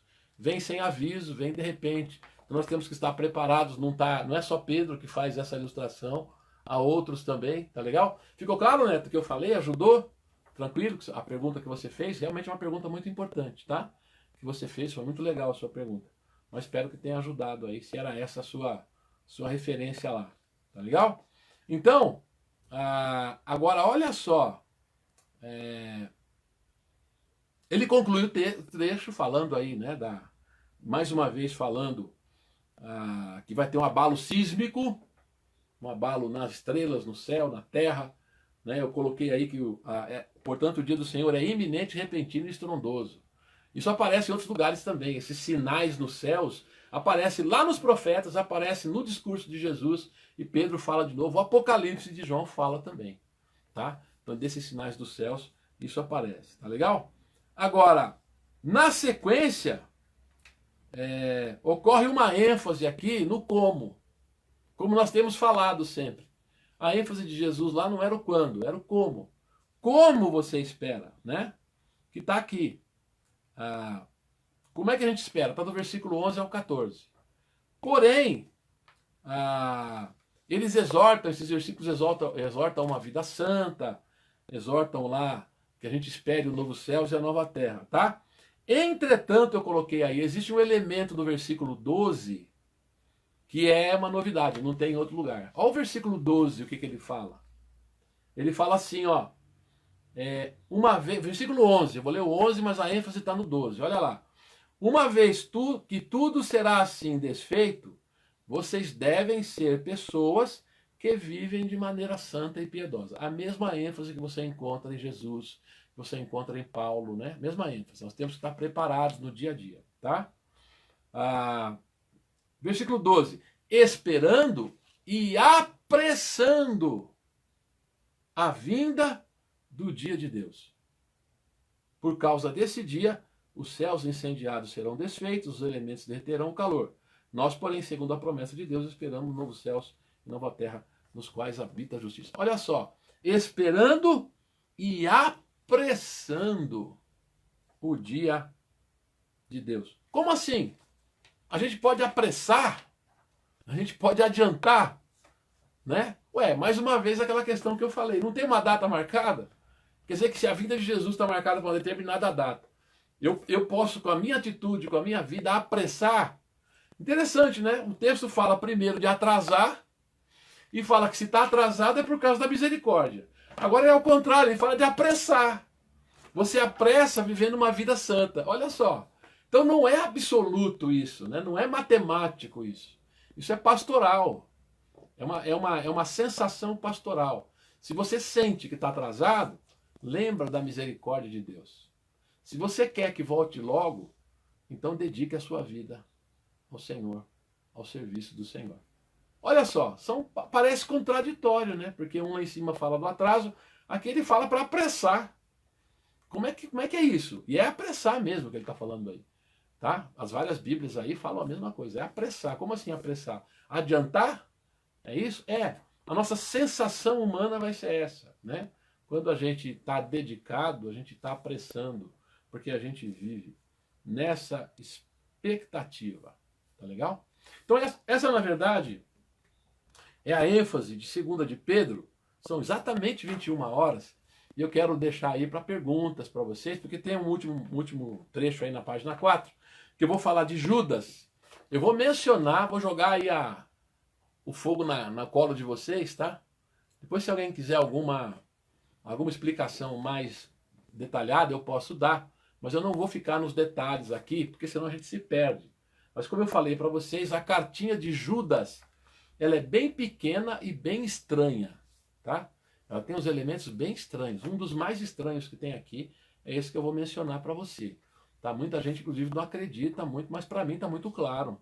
No texto não há como fugir disso aqui, tá bom? Então, como eu falei, essa aí é uma afirmação muito, muito importante, impressionante, a meu ver, em 2 de Pedro, que é inédita. Não sei se alguém tem alguma pergunta para fazer disso aí, né, dessa questão. Espero que tenha ajudado aí, né, já, mas você pode perguntar, pode discordar também, não sou dono da verdade, tá? Estou querendo caminhar junto com vocês aqui, a gente aprender, né, a palavra de Deus para a nossa vida, para o nosso coração, e a gente caminhar nessa direção aí de buscar a orientação da palavra de Deus para nós, tá legal? Mas interessante porque essa resposta de Pedro vale até hoje, né? Mesmo 2000 anos depois. Por quê? Se você está achando que está demorando muito, lembra da misericórdia de Deus. Agora, por outro lado, você quer apressar? Vive uma vida dedicada, né? É com a sua vida, com a sua dedicação para o Evangelho, para o reino de Deus. Essa é uma forma de apressar. Interessante, né? Essa é uma forma de apressar a vida de Jesus. Então, as duas coisas estão na mesma passagem, tá? Ok? Dirce, no versículo 12, diz que o céu incendiado e os elementos se derreterão pelo calor. Tem alguma coisa a ver com os cientistas dizem da Terra estar se aproximando do Sol? Pode ser. Pode ser. Eu não sei se é isso, mas pode ser. A Bíblia fala de uma transformação. Veja bem, ele não está falando aqui da destruição total do céu e da terra. Ele está falando de uma reforma total. Tanto é que ele fala, nós aguardamos novos céus e nova terra. Citando Isaías 65. Novos céus e nova terra é o tema de Isaías 65, 17. Agora, isso, disse, pode ser sim. Tá? Pode ser. Existem elementos aí, existem alguns sinais, né, na astronomia. Não confunda astronomia com astrologia. Astrologia é uma fé religiosa, tá? A astrologia, esse negócio de signo, né? O seu signo, você olha o seu signo, você vai saber o que vai acontecer com você. Isso é astrologia, tá bom? É uma religião, é um estudo dos astros religioso. Astronomia é a lei dos astros. Aí é uma ciência. Então não confunda, tá? Astrologia não é ciência, por mais que alguns astrólogos queiram que seja. Não é. Astrologia é uma fé. Astrologia é um ponto de vista religioso até. Tá bom? Mas a astronomia é o estudo científico. A astrologia é muito antiga. Tem milênios, porque ela é religiosa. A astronomia é uma ciência do século XIX para cá, principalmente. Embora, você sabe disso, esse assunto já foi discutido antes disso, porque você sabe do Galileu, do Copérnico, né? Primeiro, que era um padre, e depois do Galileu, que afirmaram que era a Terra que girava em torno do Sol, e não o Sol em torno da Terra, né? Primeiro Copérnico, depois Galileu. Isso antes, inclusive, do século XIX, né? Mas eles foram... Então, inclusive, tem alguns sábios do passado que estudaram os astros, que deram, inclusive, base para depois o surgimento da astronomia. Mas a astronomia é uma ciência, tá? E a astronomia diz mesmo que algumas coisas estão acontecendo, que são importantes, são sinais, mas não dá para ter certeza disso, tá legal? Ok, quem está falando aqui? Alex, o pastor acha errado pedir em oração que Jesus volte logo, devido à situação do mundo, mesmo sabendo que muitos ainda não conhecem ou aceitaram? Eu acho que não é errado, não. Né? Porque quem está pedindo isso, a gente está pedindo isso pelo nosso sentimento, né? Pelo nosso desejo, né? Não é que a gente não quer que as pessoas sejam salvas, mas a gente sabe que tem gente que não vai mudar. Quem sabe disso é Deus. Nós não somos proibidos de dizer a Deus o que a gente deseja. Se Deus vai atender ou não é outra coisa. Mas não somos proibidos de dizer o que está no nosso coração. Então olha Jesus pedindo, vem logo. Eu quero que venha logo, eu quero que aconteça logo, eu quero que esteja logo numa outra situação. Eu acho que isso é uma oração verdadeira, sincera, né, de colocar isso diante de Deus. Então, pedindo para que o Senhor apresse, né, a sua vinda. Eu acho que é uma oração que expressa o nosso desejo, né, de um mundo melhor. E eu acho que isso é muito, muito verdadeiro, muito justo. Não é errado, tá? Não é errado, não. Eu acho que você pode fazer. Porque, na verdade, a gente vê isso aqui. O Pedro dá uma resposta bem pastoral, né? Não é uma resposta lógica, fria. É pastoral. Ele fala, ao mesmo tempo que ele fala de atraso, ele fala de apressamento, no mesmo texto. Porque a abordagem é essa, da sensação que a gente tem, é da vida que a gente tem. Então eu entendo que a gente não pode absolutizar isso, né? O estudo científico das coisas é importante, mas não é bem essa perspectiva que nós estamos dando aqui. Pode ser sim que elementos que são colocados aqui acabem sendo confirmados por situações que a própria ciência diz, né? Só tenha cuidado, tá? Porque tem alguns sensacionalistas aí, fundamentalistas, que querem associar a ciência com a Bíblia e o fazem de uma maneira muito superficial. Cuidado com isso, tá bom? É ruim isso. E às vezes isso acaba, na verdade, não ajudando. Por exemplo, tem algumas pessoas que falam que a Bíblia já falava que a Terra era redonda. Porque lá em Isaías fala que Deus está sentado sobre o globo da Terra. Tem uma tradução que fala isso. A palavra lá não é globo. Tá? Não está falando de um globo, de uma bola assim. Não é. É o redondo do horizonte. Quando você está, por exemplo, num lugar que não tem montanha, não tem nada, você vira no redondo assim, ó, e você vê o horizonte. É disso que ele está falando. Né? O horizonte todo que dá a impressão da terra toda. Deus está, na verdade, sentado sobre a terra toda, mas não é globo ali. Não é a ideia de que o Isaías já sabia que a terra era redonda. Isso não é verdade. Tá?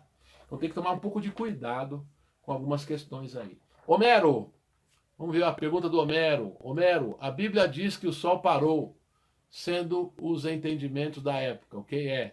Mas a Bíblia foi escrita por homens inspirados por Deus, sem dúvida. Na verdade, você tem até uma explicação, Homero, física para isso. Na física a gente aprende, né? Como é que eu sei que um corpo está em movimento? A resposta é depende do referencial. Né? Por exemplo, se o referencial sou eu, então a pessoa que está no ônibus lá passando na rua está em movimento, certo? Mas se o referencial é a pessoa do ônibus e o motorista, então para a pessoa que está no ônibus, o motorista está parado, embora o ônibus esteja em movimento. Como depende da referência, é claro, até hoje a gente vê o Sol se movimentando. Então isso é uma experiência humana. Então a Bíblia diz que o Sol parou, mas isso não tem nenhuma contradição científica, porque a experiência deles foi ver o Sol parar, como seria a nossa hoje. Nós vemos o Sol se movimentar. Essa é a experiência humana. Embora hoje saibamos cientificamente que, na verdade, quem se movimenta é a Terra. Tá? Mas na nossa experiência humana, quem se movimenta é o Sol. Porque a referência, quando somos nós aqui, é o Sol mesmo que está se movimentando. Isso, inclusive, é o que a física ensina. Os corpos em movimento ensinam. A teoria dos corpos em movimento diz que um corpo está em movimento ou está parado dependendo da referência. Tá? Então isso é importante, tá legal? Então não é contradição, é querer. Quem fala, é contradição, porque a Bíblia fala que o Sol parou, mas na verdade a ciência sabe que não foi o Sol que parou, foi a Terra que parou. Isso é um exagero, né? Na experiência daquelas pessoas foi isso que aconteceu, foi o Sol que parou, não tem problema nenhum, tá? Não vejo nenhuma contradição aí. Tá legal? É isso mesmo, Zé Aparecido. Maranata! Vem Jesus, tá? Maravilha. Então, ó, gente, são 21:09, eu vou só falar no finalzinho aqui do texto escrito, do Judas, né? Bom, como eu falei, já basta uma leitura, você fazer uma leitura, você vai perceber que Judas e 2 de Pedro são muito parecidas, especialmente se você ler a carta inteira, tá legal? Ok? Mas a ênfase é diferente. Em 2 de Pedro a ênfase é esse atraso, em Judas a ênfase é porque que Deus não pune logo o mal. Tá legal? Judas é uma defesa da fé, ele é mais apologético ainda da defesa da fé, tá bom? Entretanto, o que Judas faz? Ele enfatiza a necessidade de falar sobre os falsos mestres e sua definitiva condenação, ainda que pareça que ela não ocorra rapidamente. Como é que as pessoas ruins prosperam na terra? Por que tanta coisa ruim acontece e parece que Deus não faz nada? Né? Então ele está dizendo, ó, não se engane. Porque, na verdade, aí ele vai citar também o dilúvio. Já aconteceu com Sodoma e Gomorra, só que Judas vai citar uma outra coisa aqui, tá? Que tem deixado teólogos de cabelo em pé. Ele fala que os anjos também foram punidos. Só que ele fala que esses anjos cometeram o mesmo pecado que Sodoma e Gomorra. Isso é, imoralidade sexual. Ele realmente diz isso. tá? Que é uma interpretação judaica de Gênesis 6, que fala que os filhos de Deus viram que as filhas dos homens eram formosas, Gênesis 6:1, e eles vêm na terra e têm relações com ela e nascem gigantes. Tá? Judas está fazendo essa leitura. Fica até mais claro ainda porque Judas cita o livro de Enoque, que não está na nossa Bíblia, lá no versículo 14. E o livro de Enoque conta justamente essa história de anjos que vieram para a terra e tiveram relações sexuais com mulheres. Eu sei que alguns falam assim, pastor, mas Jesus disse que no céu não se casam nem se dão em casamento. É verdade. Jesus fala que na ressurreição, né, no novo céu e nova terra, não há casamento. Mas isso não quer dizer que os anjos não assumem forma humana. Você vai ver no Antigo Testamento várias vezes anjos se manifestando como seres humanos. Ou anjos comem junto com seres humanos. Assumem funções humanas. E na verdade o que Gênesis 6 está falando é de anjos que saíram da sua habitação, como diz Judas, né? Abandonaram a sua habitação e cometeram pecado. Que pecado é esse? Eles cometeram o mesmo pecado de Sodoma e Gomorra. Como diz aí, vamos lá para Judas, você vai ver. A minha Bíblia não está tão clara, essa outra Bíblia aqui está bem mais clara, tá?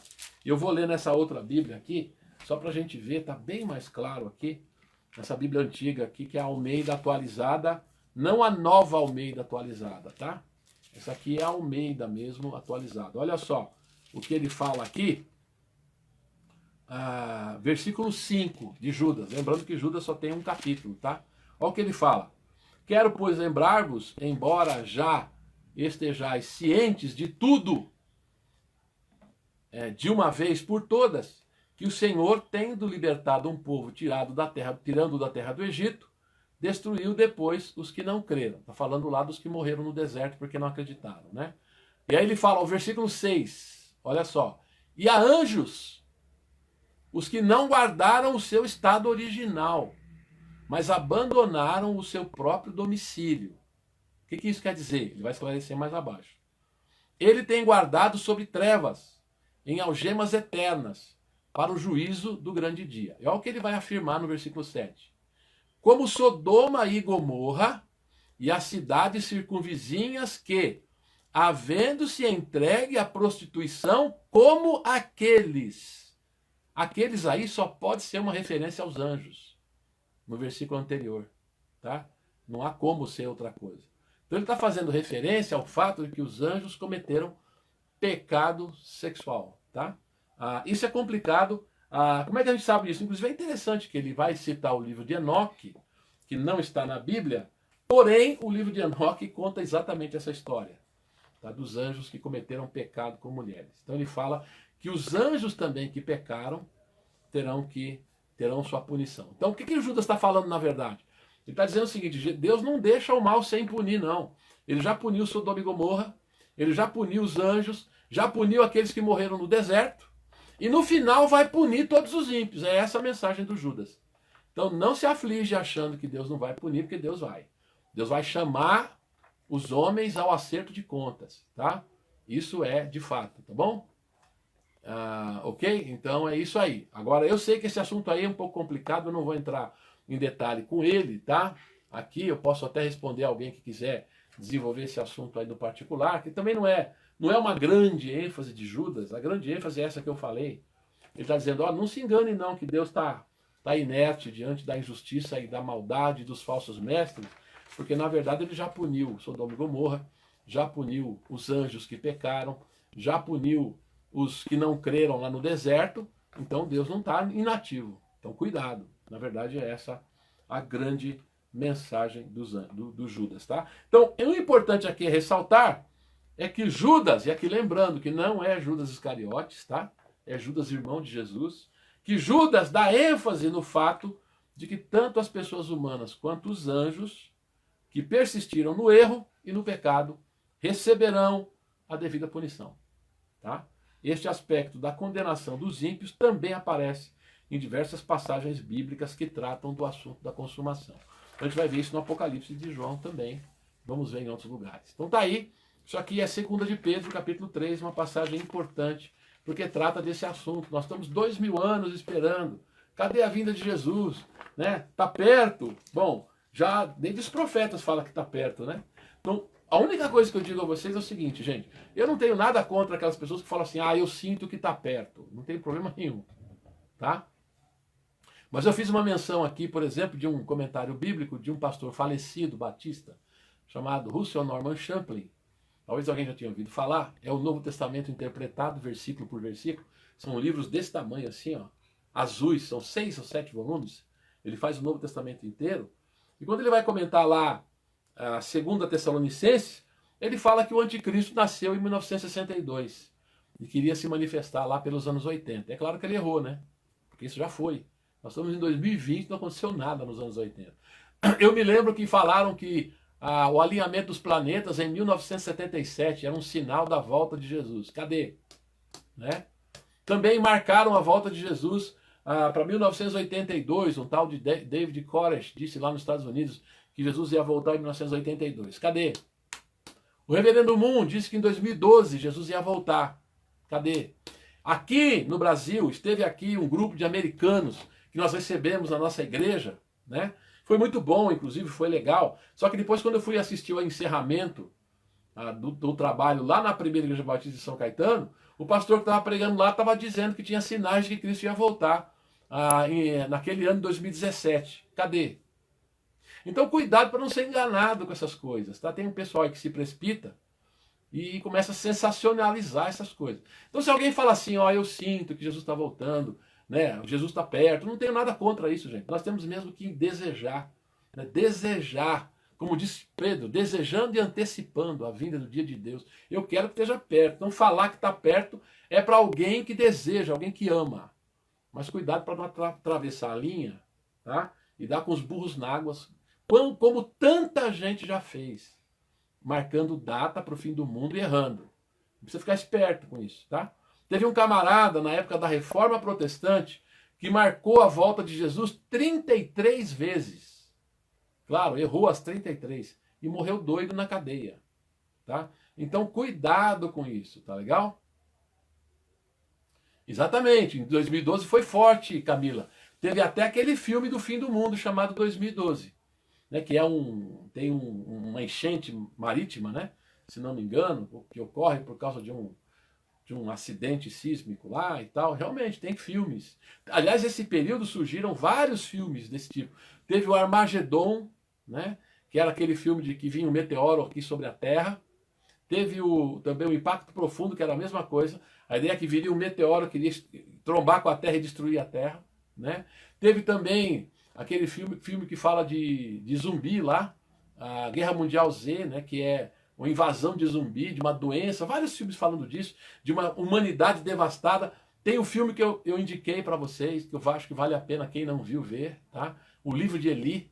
Eu acho esse filme interessantíssimo, porque ele está falando de uma época pós-apocalíptica, isso é uma época depois de uma guerra nuclear, né, uma guerra química que matou a maioria da humanidade, sobraram lá pessoas, mas tentando sobreviver. E esse homem, o Eli, né, ele tem um livro, esse livro é a Bíblia, e se vai descobrir, ele está levando a Bíblia para um lugar. Na verdade, ele quer levar a Bíblia para ser publicada novamente.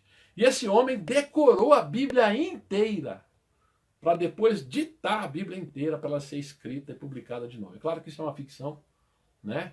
O Eu Sou a Lenda, exatamente, né? É a ideia de uma humanidade devastada, quase ninguém na Terra. Então vários filmes surgiram nesse período aí. Mas cadê? Então cuidado com esse negócio de marcação de data, tá?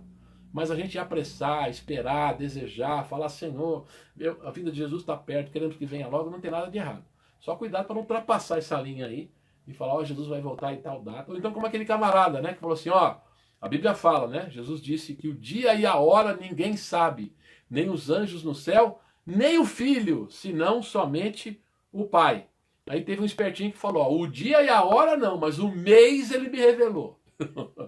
Aí, quer dizer, o cara arruma um jeito, né, de poder, de alguma forma, justificar esses posicionamentos aí. Então tome cuidado. O pessoal que faz cálculo geralmente usa a base bíblica, como eu falei a vocês, lá no...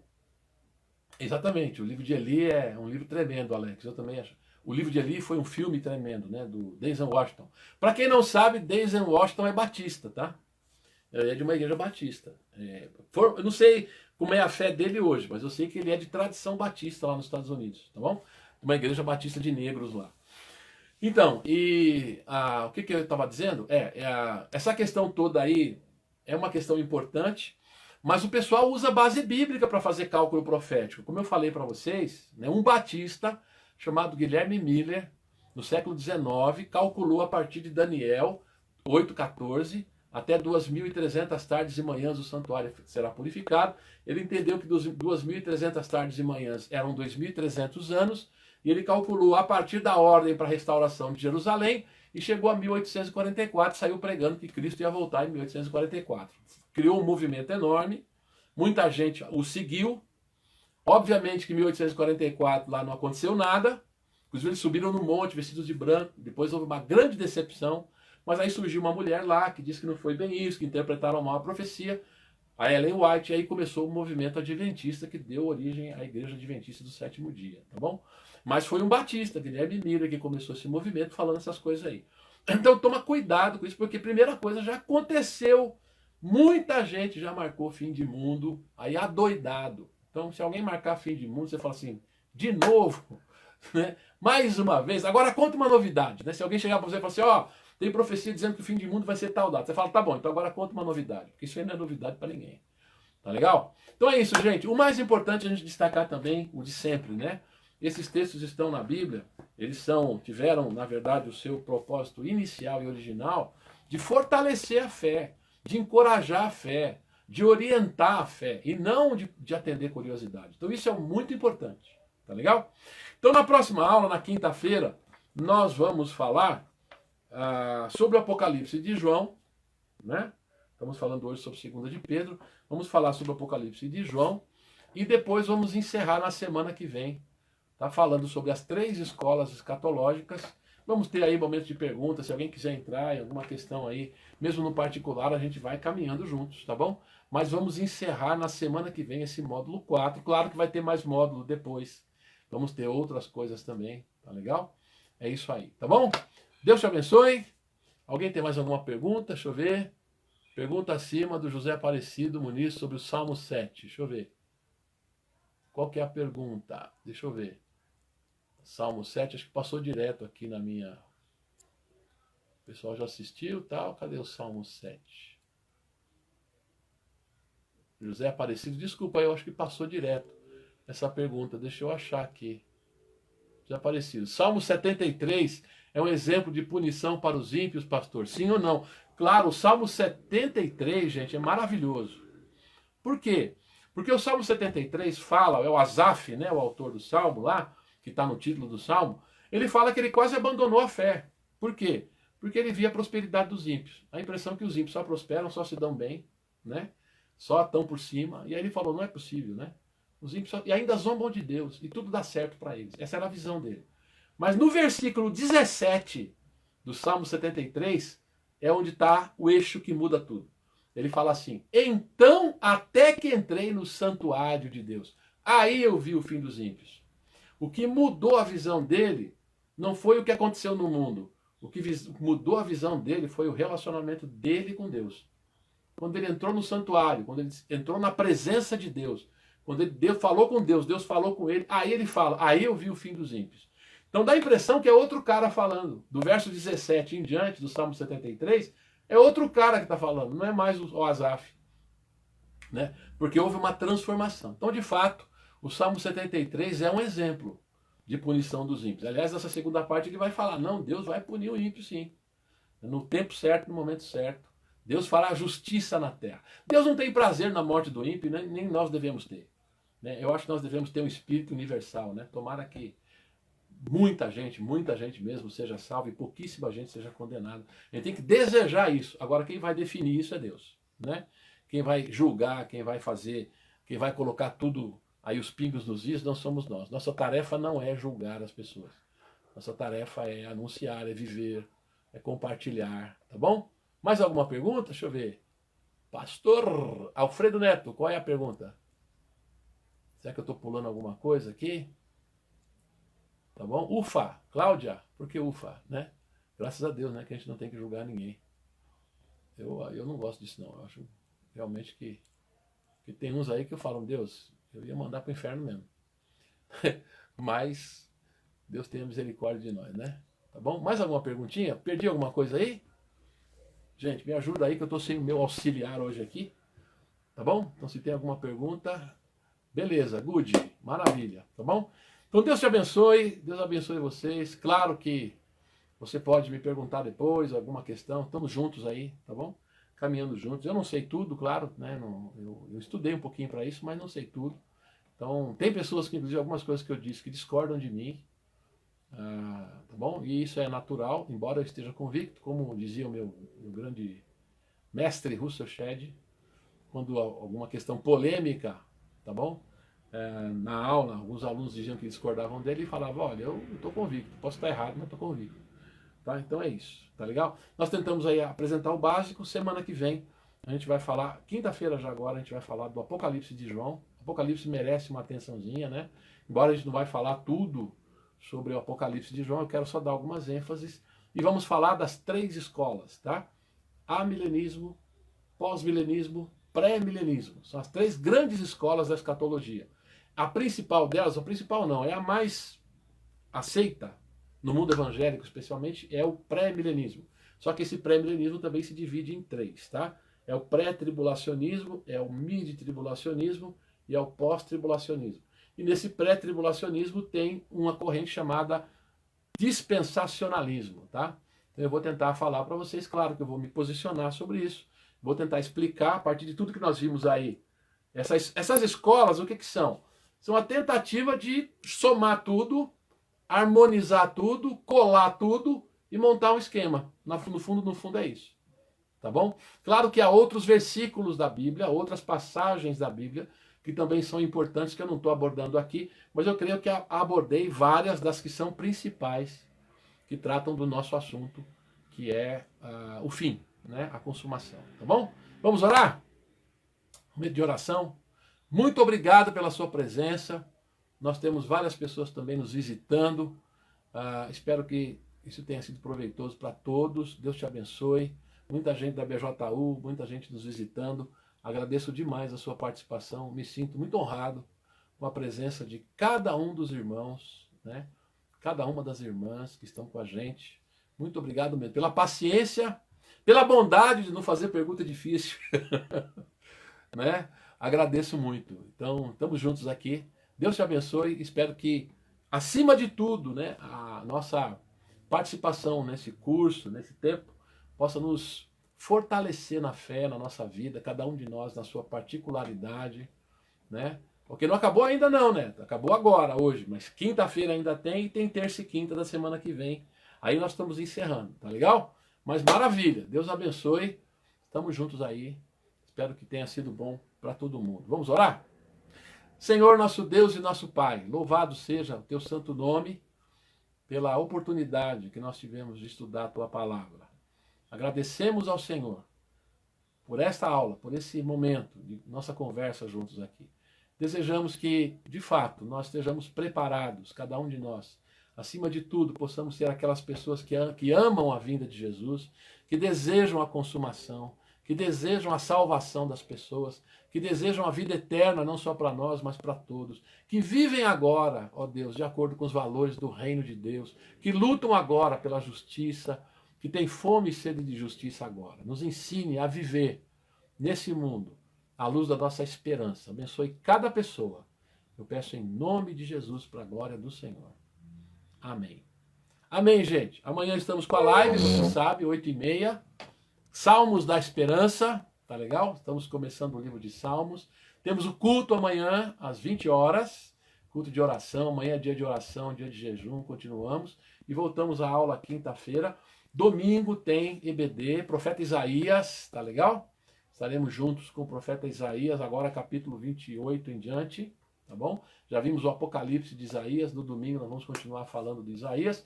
E temos o culto no domingo também, às 18 horas. Temos Escola Bíblica Dominical para as crianças. Acho que ainda é 10h30, né? Domingo agora. Bom, domingo agora não sei o outro, porque já é agosto. Mas aí as crianças fiquem de olho aí, vai ter o link. Então Deus te abençoe, fique na paz. Tenha uma boa noite, em nome de Jesus. Amém. A IBD tem o Kids também, tá? Tem as crianças e tem o Kids também. Amém, disse. Graça e paz do Senhor. Vera, amém. Deus abençoe vocês. O que é não, ô Mero? Não entendi. O que não? Não tem mais lá na outra semana? A EBD nas 10h30 já volta ao normal?